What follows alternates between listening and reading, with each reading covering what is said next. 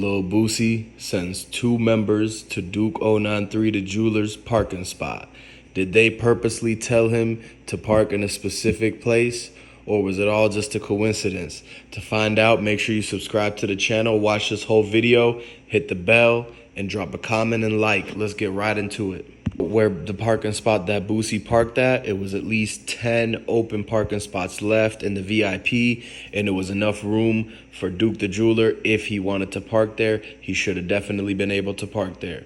But due to the conversation between Boosie, the security, and the event staff, they decided that they were not going to let any more people in because they clearly changed the rules last second to the capacity to veer Duke 093 off course. Duke the jeweler was told to follow Boosie to the concert if he wanted to get in with the crowd.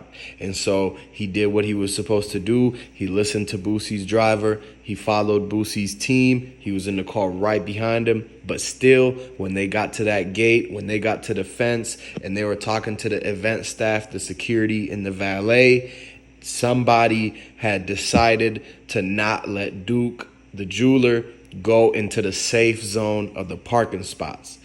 They had let Boosie in. They pulled the lever so the gate could open, and Boosie and his driver entered right in through with ease. But then when Duke 093 came up, he tried to show his ID so he can get through and get to the parking spot and park right next to Boosie. But for some reason, they had a back and forth between the valet, the parking staff, and everybody dealing with the security.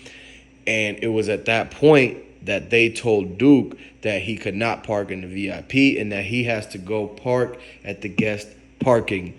And so that from that point on, a lot of people are saying that Duke should have went home, but the show still must go on. He promised Boosie he was going to be there to show him the new piece he was going to make him, and they knew this. So he ended up still going to the guest parking spot to park, which was a mistake because all along that's where they wanted him to park so that they could run their play.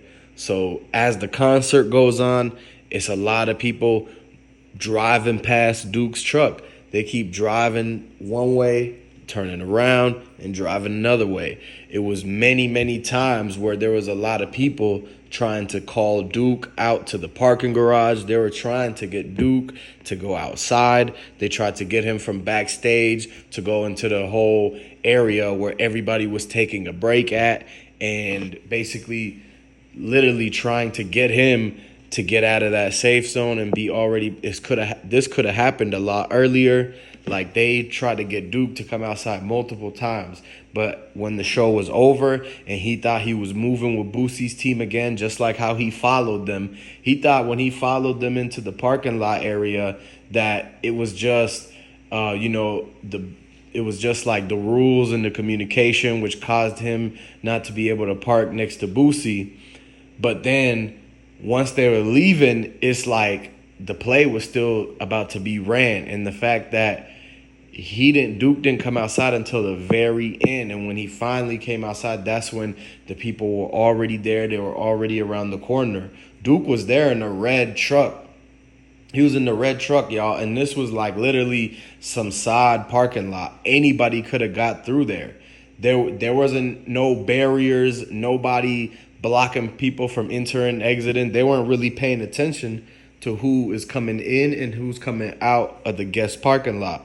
And so unfortunately, that easy access, the unsecure location, the fact that Boosie and them and all them people didn't turn around and talk to the valet, to the parking security, and tell him that Duke is with them.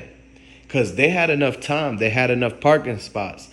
Boosie could have told the people to let Duke in and that Duke was part of the entourage, and he would have been able to stay in the VIP, which would have made a whole different outcome. Duke would still be here to tell his side of everything and his experience.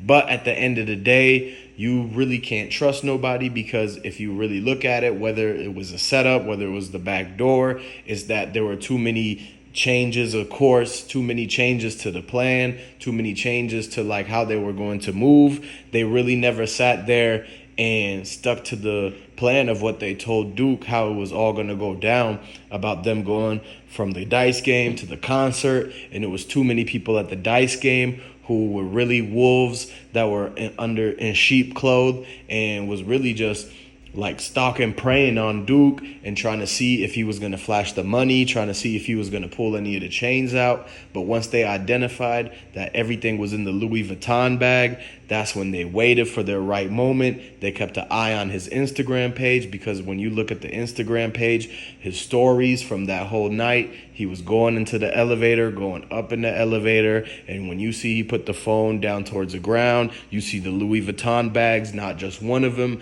but it was two of them. So multiple Louis Vuitton bags with the jewelry in it, with the $600,000 cash in it. If you was to add it all up, it would be about $1 million that he's just carrying in the bag, but while still wearing another 400, 500K around his head and shoulders and everything like that. But even if all the jewelry and all the money and all that, it still doesn't equate to the fact that Duke is gone. And so that's why a lot of people, they value Duke more than they value the jewelry, more than they value the money. And so really, if you look at it, it's a big dog in the community gone. And you got to understand that there's a lot of different reasons. There's a lot of different type of things that could have had Duke be targeted. You got to understand, he deals with so many people. You don't know if this has been in the talks for a long time. You really don't know who is the ones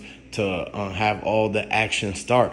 But at the end of the day, it all ended after the Boosie concert, man. And Plies was there. Plies would tell you that he tried to stay out the way. It's like, how come Plies didn't have a parking issue? Where did Plies park? How come he got in so smooth, but Duke didn't get in as easy? And so at the end of the day, if you look at it, it was like they were trying to separate the rappers crew and everybody else that was getting money the other way. And so when you look at it, if you wasn't in that rap entourage, that rap crew entourage, you could have been targeted.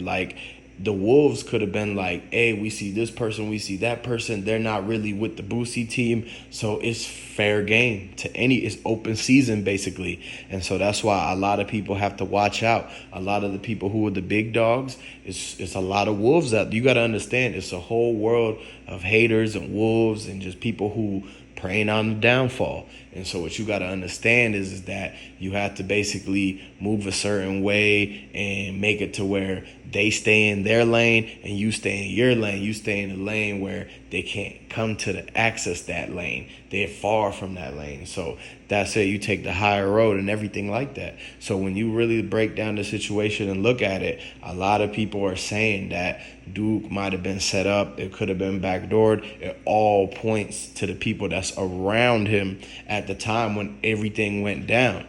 It is no coincidence. So with all that, man, it's still a lot of details coming out. So make sure you stay tuned for another update, another video coming up. Go ahead and drop a like, leave a comment, and I'm going to catch you on the next video.